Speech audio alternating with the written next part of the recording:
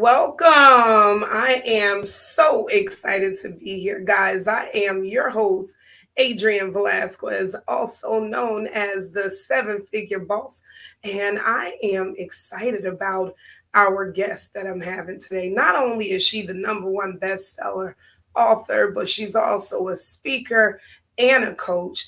And I just feel like this is a conversation that needs to be had because I hear so many women coming into the workplace where they don't address it. I feel like this is one of those closet conversations. But without further ado, I am going to bring y'all, and she not only a speaker, she my sister. So I am going to bring the lovely Charlotte Delon to the stage. Thank you so much for having me, and I love you. I love you too.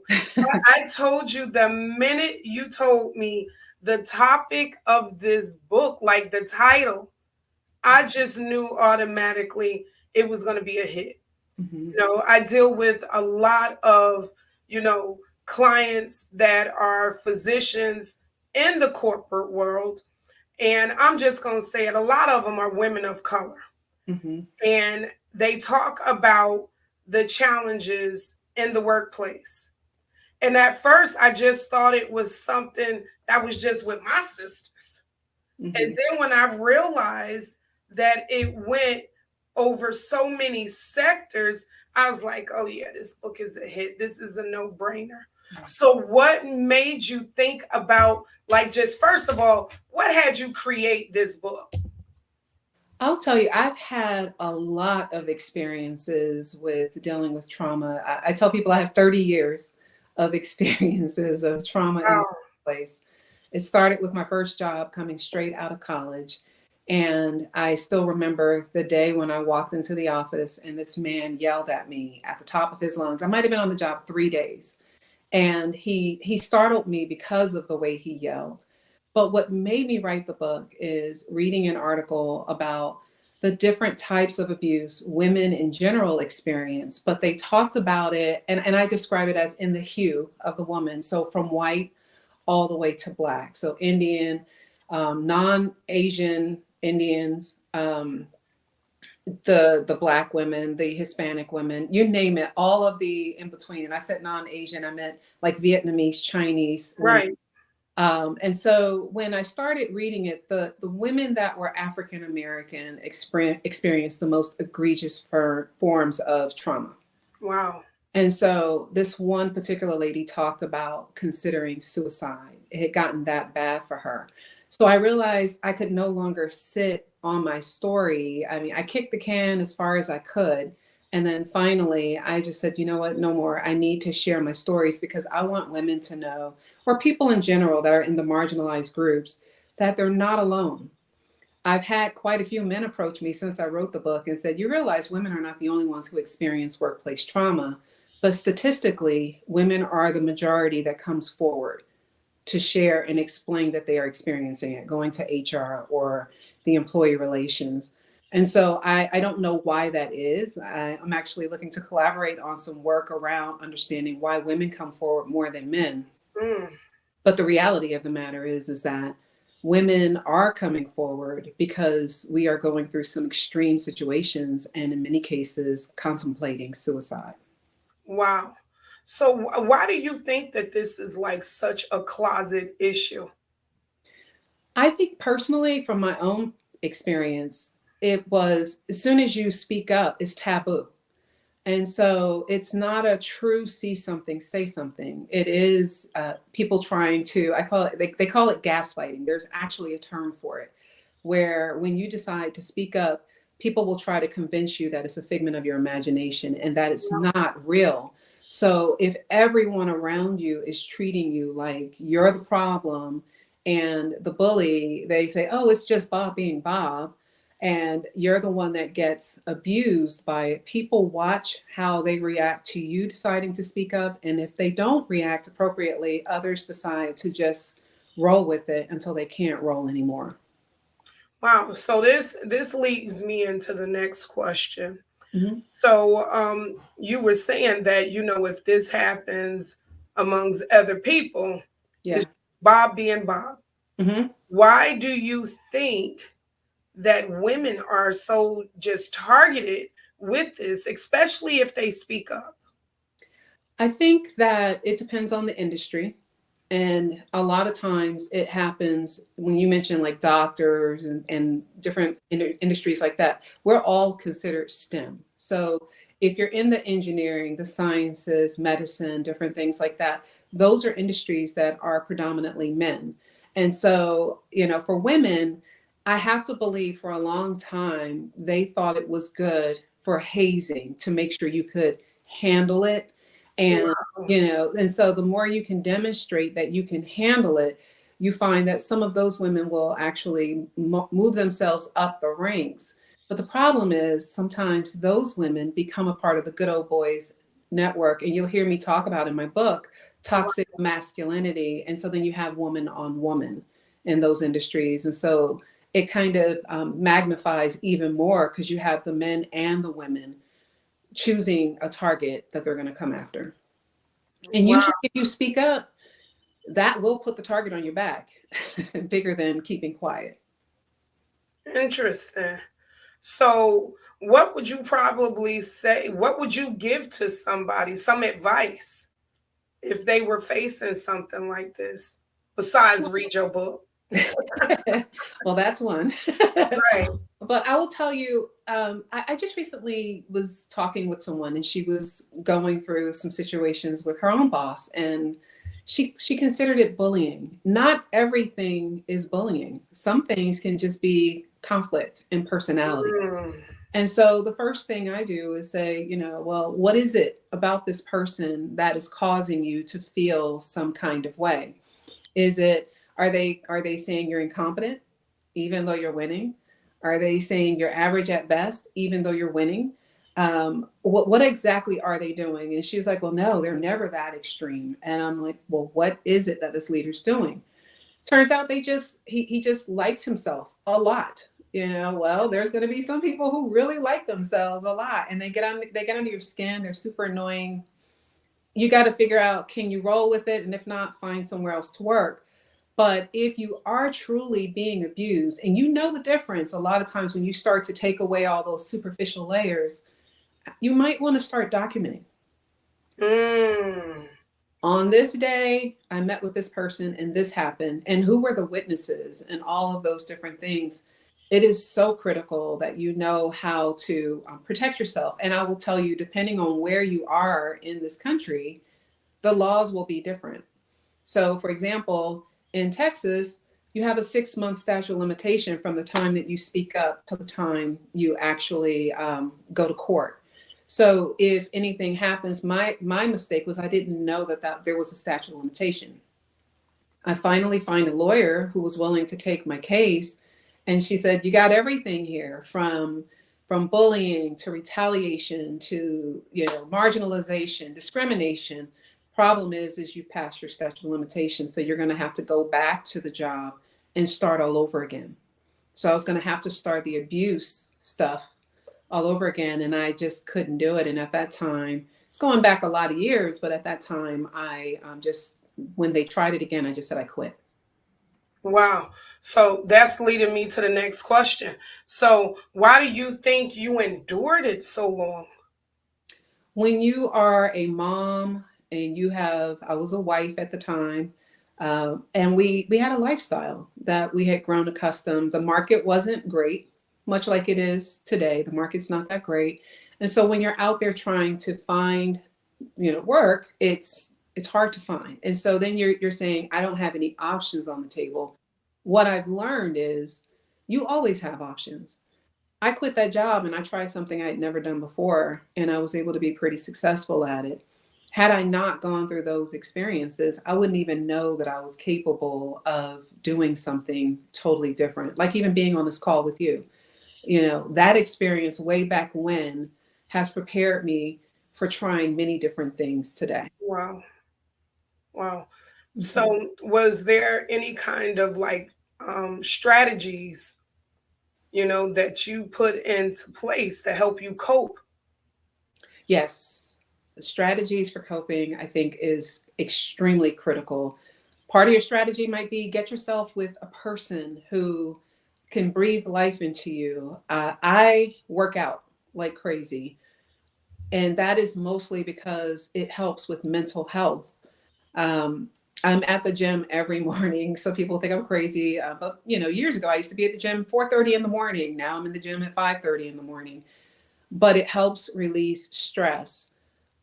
I watch silly movies when I'm in those moments because laughter it increases your endorphins, and endorphins make you happy.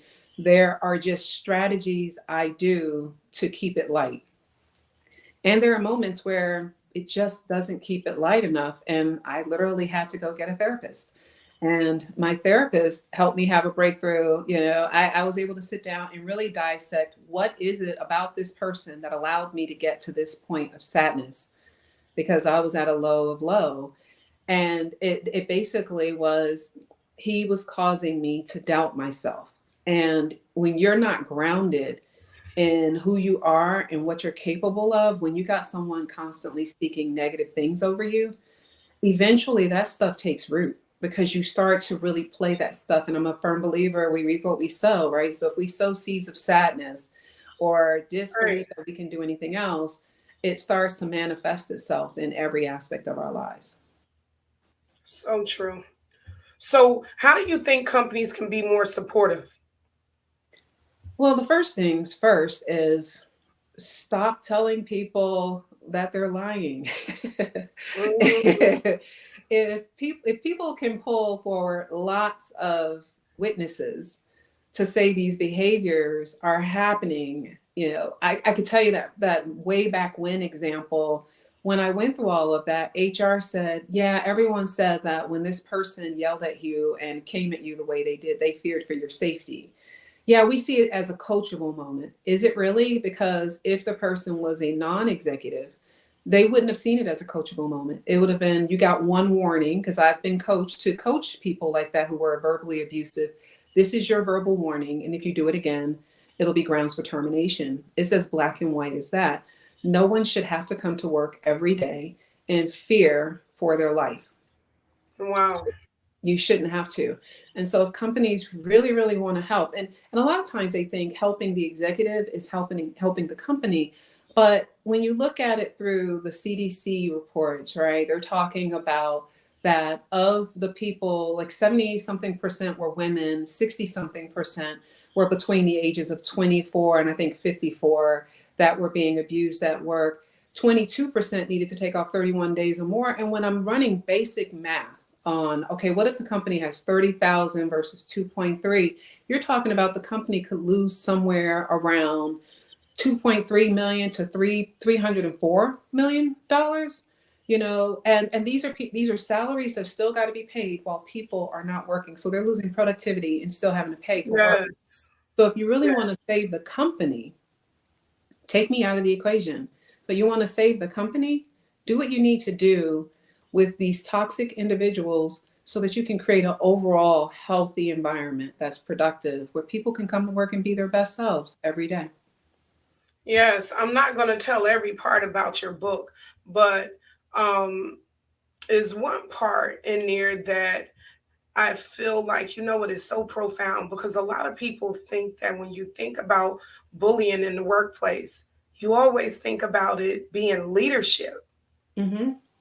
So, can you tap in on that just a little bit? That is not always who we think it is. Yeah, sometimes it's not leadership. It can be your peers. And, I think you're talking back when my first job and they accused me of being white. And honestly, I didn't know what they meant by that statement. I mean, we grew up with Black parents that were super grounded, afros, the whole Come nine. on. And so I'm like, I am clear who I am. And that's when I had to ask, do you consider speaking ignorant as being Black? Do you consider this? What's the example? And they're like, well, no, I don't know. Because if I did know, I wouldn't be asking this question.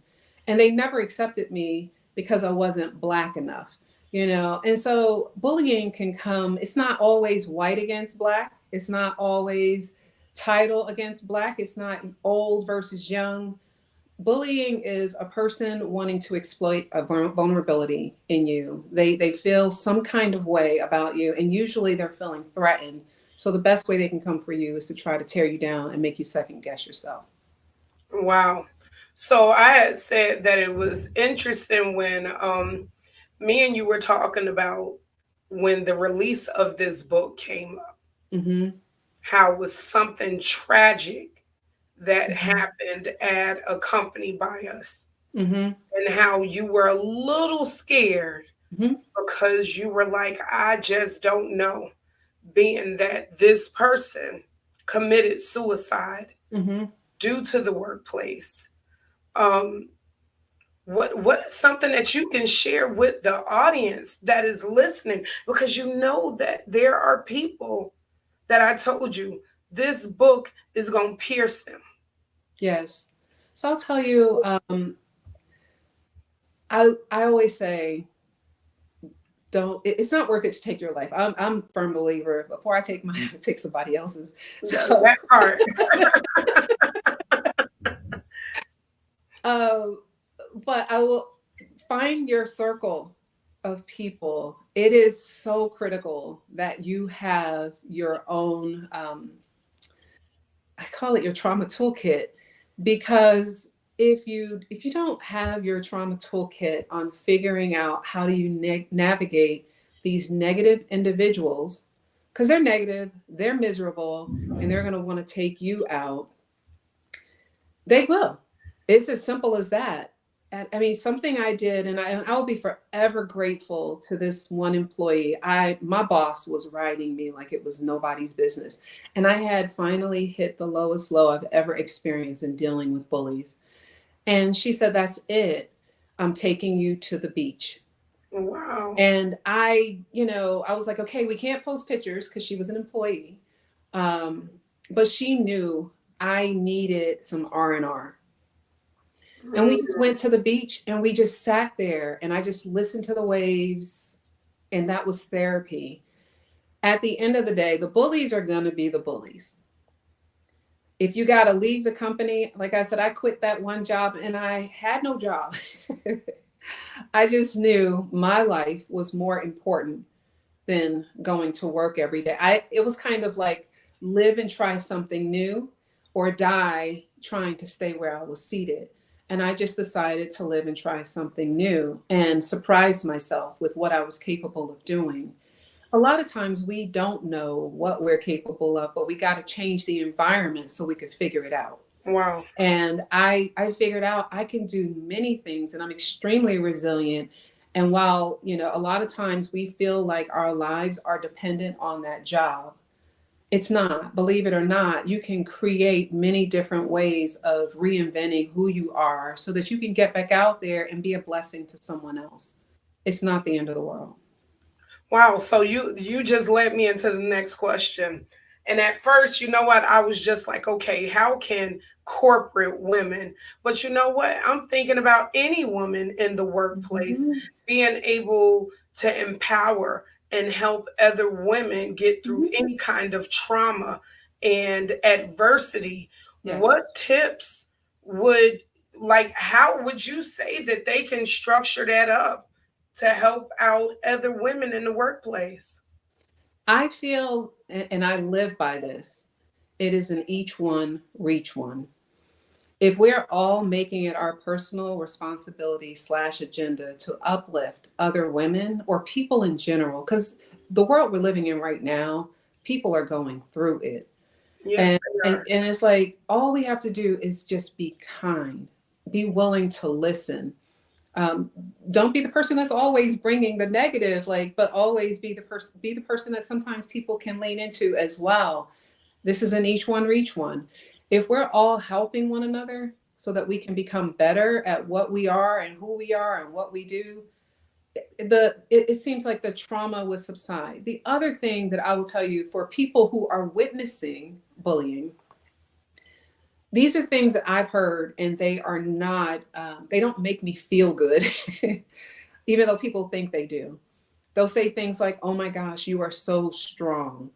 I don't know how you put up with that. I couldn't have. Or, things around how I might have handled my bully.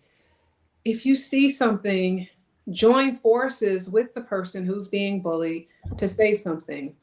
The other thing that I learned about the bullying, and when you do see something, because I did have a team where everybody spoke up, what I learned is you can't speak up on the same docket, so to speak. So if I put in one and then y'all are all reinforcing mine, it's considered one.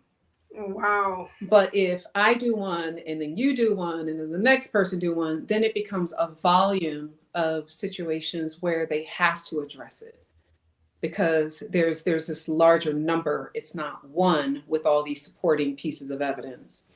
And so if you see something, even if you want to do it anonymously, most companies have it where you can call a number and report stuff.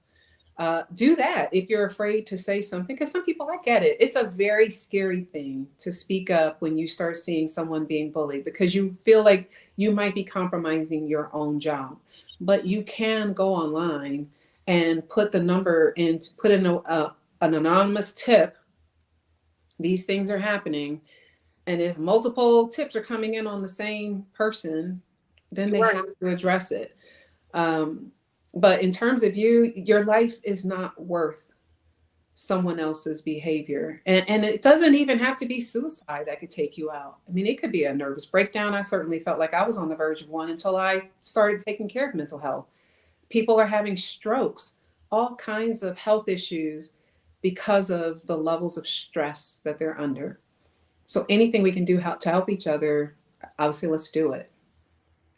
Okay, well, you keep on leading me into the next questions I'm thinking about accents. So, this one is, how important do you think it is for you to be proactive on your mental health? Oh, it's 100%. I am proactive on my mental health every day, all the way down to a glass of red wine every night. For real. Uh, when I learned it's good for the heart too, I was like, okay, I got a twofer, heart and mind. Right.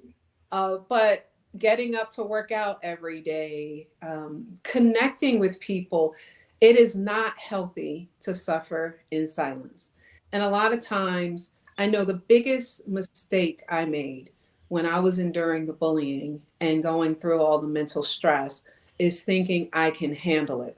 Mm, Every person has a breaking point. So why wait until that person breaks you before you start to take care of yourself? Be proactive in your mental health care. And a lot of times we are so busy trying to prove that we're strong and this other person's not going to take me out that it winds up taking us out without us even knowing it. wow. So, the reason why I was addressing, I deal with a lot of women, Mm-hmm. and I deal with a lot of women in leadership. Mm-hmm. So, I hear these stories constantly. And I hear them a lot. I've been self-employed, Mm-hmm. and brand ambassador here and there, but pretty much self-employed my entire career. Mm-hmm. So I don't see it through the same lens that you all see it through. Mm-hmm. Um, but they definitely tell me that is not enough women in leadership. Yes. How do you feel about that? Well, that's part of the issue, right? Because there's not enough. And for the ones who are, they don't reach back and pull forward. And Wow. so when you have women that have the mentality, I got mine, figure out how to get yours, and usually, I mean, some of the women they go through stuff because yeah, they're lonely. It gets lonelier the further you go up the ranks. I know it's certainly lonely for me because I don't get to experience a lot of women. But believe it or not, when I do get to some experience some of these women, they can be just as toxic, if not more so, But do you than the think men. it's because of the trauma that they've gone No, through I don't. in the process? I think it's because they went through and got to the other side and they're like, I got my battle scars. Now you need to earn yours too. And I don't want to earn my battle scars. I don't want you to earn your battle scars. If I earn them, then it should be enough for me and you. And so I want to reach back and pull forward. I will tell you the greatest part of my journey was my Mary Kay journey. Why? Because I got to experience an environment where when you take out competition and everybody gets to win, women are the most amazing thing. They're like the most amazing beings when everybody can win. And so I took that with me back into corporate when I went back into corporate America, helping women to thrive and be able to find their voice. And I just got on this mission that I was going to be different in the engineering space. And I was going to demonstrate at each one we reach one. I'm told all the time I'm different. And, like it's kind of going back to that Dr. Seuss quote that I tell my kids, why try to fit in when you were designed to stand out? I'm not going to fit in. I want to help other women thrive and succeed if I'm being put in that position of power to do so. And I think that until some of the women that have made it start to reach back and help to diversify, and I say break that concrete ceiling because it's harder for Black women. It's concrete, it ain't glass. The minute they start helping to pull back or advocate, and a lot of times women are afraid to advocate for other women because they're afraid of what it may look like. Well, nobody else worried about that. Let's start reaching back and helping each other. And then you'll start to see that you'll have a bench and eventually it'll become less lonely. But we wait for the man to help us versus doing what's necessary to help and advocate for ourselves. Mm. So, what are your the most recent two favorite books that you're reading right now? Oh my gosh. Well, Simon Sinek is always one of them. Hold on. I got my there's one book that I'm reading that I absolutely love. It's on my Kindle. And the reason why I like the book is because she talks about advocating for yourself. Oh, maybe it's I have multiple book repositories. Hold on. I got my Audible. Maybe that's where I put it. Yes, that's where it is. And the book is called, well, there's a couple, Inclusion on Purpose, but the one that I loved is Betting on You. And she's in the science industry where she works in pharmaceutical. And she tells a story about how we believe that we're supposed to give our jobs 110, 115% of ourselves. And what if we only gave 100, or what if we only gave 75 and we preserved the other portions for ourselves? How different could we be? And so it started to shift how I think and how I actually navigate my life. And I've actually suggested this book to a few others. Nice. So, Mm-hmm. I'm going to come back in and I'm going to wrap it to the brand. So, what made you create your brand? Mm-hmm. And what kind of brand is it? So my brand is The Possibility Coach. My business is called Fair Chance Consulting.